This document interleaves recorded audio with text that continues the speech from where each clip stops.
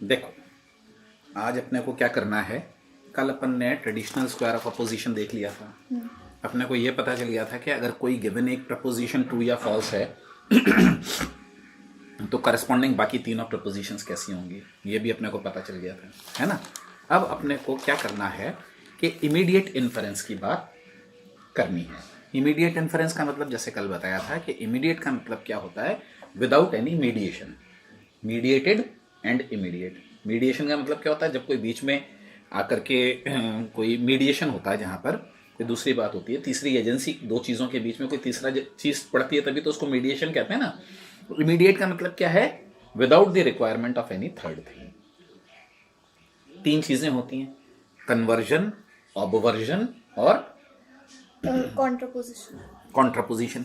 Conversion का अपन ने क्या नियम देखा था कि change the subject term with the predicate term and predicate term with the subject term. इतनी बात है। अब अपन ने, चलो ए टाइप पे बाद में आएंगे। कितने तरीके की प्रपोजिशंस हैं? चार तरीके की प्रपोजिशंस हैं। कौन कौन सी प्रपोजिशंस हैं? ए ई आई ओ। ए ई आई ओ। ए कौन सी है? Universal affirmative. ई कौन सी है? ई है यूनिवर्सल नेगेटिव। आई कौन सी है? Existential affirmative. और ओ कौन सी है? Existential negative. Existential negative. A type का मतलब all S S P, E type का मतलब no S S P, S का मतलब सब्जेक्ट, पी का मतलब प्रेडिकेट। तो ए का मतलब when we say all S S P, all subjects are predicates, like all Indians are honest. No S S P का मतलब नो इंडियंस आर ऑनेस्ट, है ना। No S S P. Some S S P, I type proposition, some Indians are honest for example. और O type की proposition, some Indians are not honest. ठीक है, ये चार तरीके की प्रपोजिशन है। इसका डिस्ट्रीब्यूशन अपन देख चुके हैं पहले। डिस्ट्रीब्यूशन की बात मालूम है या नहीं मालूम है? डिस्ट्रीब्यूशन किसको कहते हैं? ए टाइप की प्रपोजिशन में सब्जेक्ट टर्म डिस्ट्रीब्यूटेड और प्रेडिकेट टर्म अनडिस्ट्रीब्यूटेड। अच्छा, डिस्ट्रीब्यूशन का पता कैसे चलता है? जिस भी क्लास की टोटलिटी की बात होती है उस क्लास को हम डिस्ट्रीब्यूटेड कहते हैं, है ना। परवेजन वाली बात बताई थी ना, परवेजन और परवेडेड। तो जो सब्जेक्ट टर्म है वो कैसी है? डिस्ट्रीब्यूटेड है। अगर ये कहा कि ऑल इंडियंस आर ऑनेस्ट, कितने इंडियंस की बात हो रही है? ऑल इंडियंस की। इंडियंस क्या है? सब्जेक्ट। जबकि ये वाली बात भी हो रही है क्या कि ऑल इंडियंस आर ऑनेस्ट, सारे ऑनेस्ट लोगों की बात भी हो रही है क्या? नहीं। Even Americans can be honest, British can be honest, कोई भी ऑनेस्ट हो सकते हैं। हमको सिर्फ ये पता है कि if somebody is an Indian then that person is honest. तो इंडियन की जो क्लास है वो सब क्लास है किसकी? ऑनेस्ट लोगों की। लेकिन ऑनेस्ट लोगों की क्लास इंडियंस लोगों की सब क्लास नहीं है। अगर अपन ये कहते हैं कि ऑल ऑनेस्ट आर इंडियंस, दुनिया में अगर जितने भी ऑनेस्ट लोग हैं तो वो इंडियंस हैं, तो फिर ऑनेस्ट टर्म डिस्ट्रीब्यूट हो जाती और इंडियन टर्म अनडिस्ट्रीब्यूटेड रह जाती। तो ए टाइप में अपन ने क्या कहा? Subject term is distributed and predicate term is undistributed. E type में क्या हुआ? Subject term distributed, predicate term distributed. दोनों ही टर्म्स डिस्ट्रीब्यूट हो गई। क्यों हो गई दोनों टर्म्स डिस्ट्रीब्यूट? क्योंकि अपन ने जैसे ही ये कहा नो इंडियंस आर ऑनेस्ट, जैसे अपन ने ये कहा, अपन ने कितने इंडियंस की बात की? नो, एक भी नहीं। मतलब ऑल की बात की हमने, ऑल की बात की, लेकिन अपन ने एक नेगेटिव बात की, वो बात की बात है। लेकिन when we say no Indians are honest, we are talking about how many Indians? All the Indians. And how many honest people we are talking about? अपन कितने ऑनेस्ट लोगों की बात कर रहे हैं? इंडियंस की। जब अपन ये कह रहे हैं कि all Indians are honest, Indians की तो सारों की बात कर ली, कितने ऑनेस्ट लोगों की बात कर ली? सारे ऑनेस्ट लोग, सारे ऑनेस्ट लोगों की बात भी कर ली ना। क्योंकि अगर इंडियन है तो ऑनेस्ट होगा, वो इंडियन है तो ऑनेस्ट नहीं है, और ऑनेस्ट है तो इंडियन नहीं है, because no Indians are honest. Example क्या है? जैसे मान लो अपन ये कहें कि no horses are cats. Suppose कोई भी घोड़ा बिल्ली नहीं है। और अपने को यह भी मालूम है कि अगर कोई भी घोड़ा बिल्ली नहीं है तो कोई भी बिल्ली घोड़ा नहीं है। तो अपने को ये नजर आ रहा है इसमें, यहां पर अपन ये देख पा रहे हैं कि सब्जेक्ट को प्रेडिकेट की जगह ले जा सकते हैं, प्रेडिकेट को सब्जेक्ट की जगह ला सकते हैं। तो ई टाइप के कन्वर्जन में हमने रूल लगाया और हमको कोई प्रॉब्लम नहीं हुई। आई टाइप की प्रपोजिशन क्या है? आई टाइप की प्रपोजिशन सम की बात करती है हम्म, और सब्जेक्ट टर्म अनडिस्ट्रीब्यूटेड होता है, प्रेडिकेट टर्म भी अनडिस्ट्रीब्यूटेड होता है। हाँ, सम की बात करती है तो जैसे ही अपन ने कहा कि सम इंडियंस आर ऑनेस्ट, अपने सब्जेक्ट अपन ने कितने इंडियंस की बात की? सम Some इंडियंस की। Indians की। Some Indians are honest.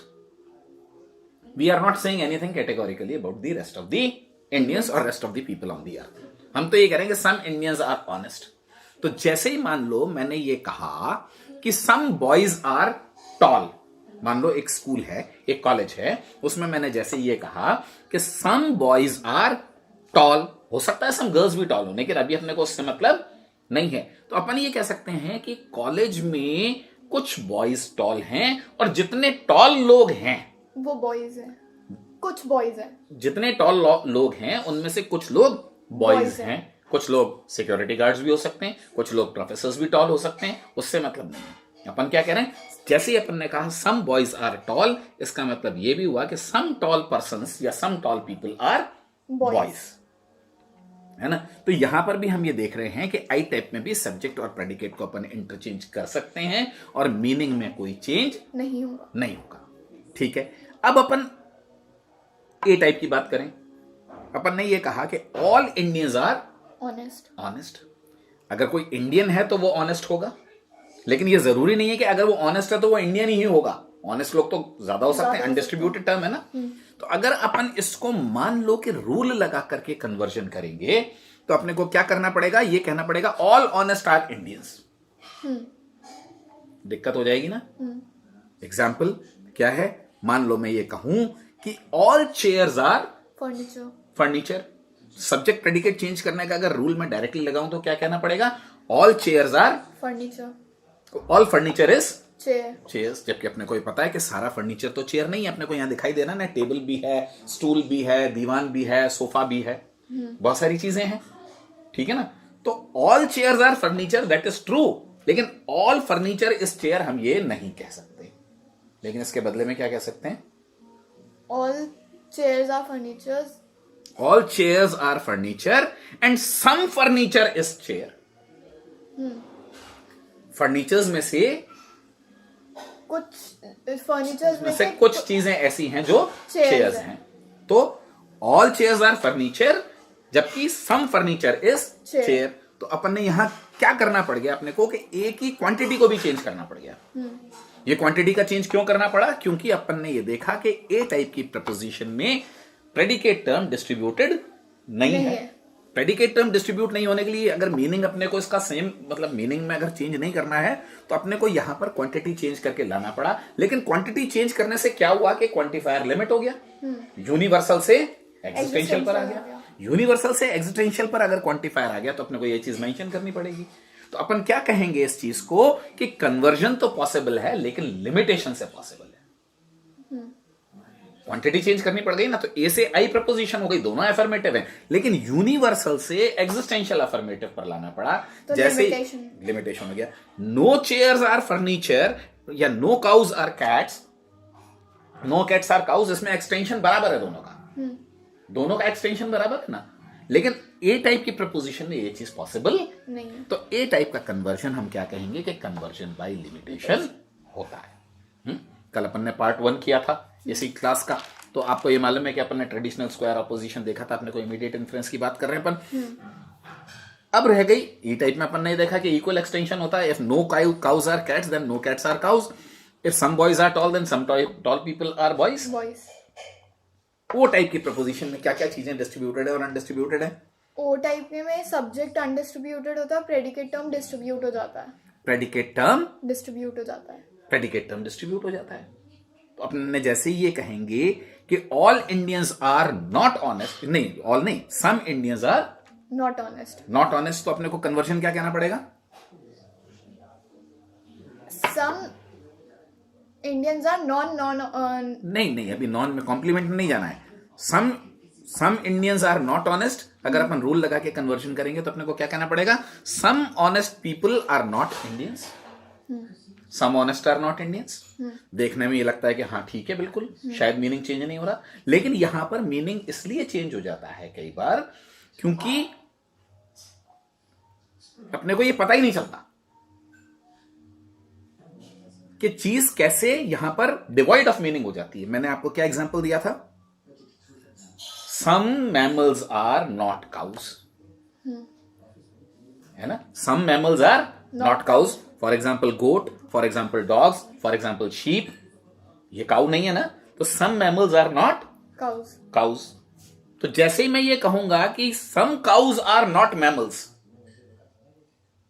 तो गड़बड़ हो जाएगी ना, क्योंकि काउ की जो क्लास है वो तो मैमल वाली क्लास है, तो मैं ये वाली बात नहीं कह सकते, नहीं कह सकता मैं, ठीक है ना? तो हम क्या कहेंगे कि ये नॉट इन जनरल इक्विवेलेंट होता है। नॉट इन जनरल इक्विवेलेंट का मतलब क्या है कि हमको ओ टाइप के कन्वर्जन को नहीं मानना चाहिए, क्योंकि sometimes it may generate such meanings which are not applicable, है ना? तो ये कई बार डिवाइड ऑफ मीनिंग हो जाता है। काउस का और मैमल्स के एग्जांपल से समझ में आ रही है ना? Some mammals are not cows, और अगर मैं इसका कन्वर्जन करूंगा तो मुझे क्या कहना पड़ जाएगा कि some cows are not mammals. तो काउस की क्लास में ऐसा तो नहीं हो सकता ना कि कुछ काउस तो मैमल्स है और कुछ काउस मैमल्स नहीं है। तो इसलिए हम क्या कहेंगे कि ओ टाइप का कन्वर्जन इन जनरल पॉसिबल नहीं है, या इक्विवेलेंट नहीं है, या एक्सेप्टेबल नहीं है। तो जहां पर भी लॉजिक में, प्रपोजिशनल लॉजिक में हमको ओ टाइप के कन्वर्जन, ओ टाइप की प्रपोजिशन पर पहुंच जाते हैं, तो हम ये कहते हैं कि अब दिस इज नॉट कन्वर्टेबल, उसको हमको वहीं रोकना पड़ेगा। इतनी बात समझ में आ गई?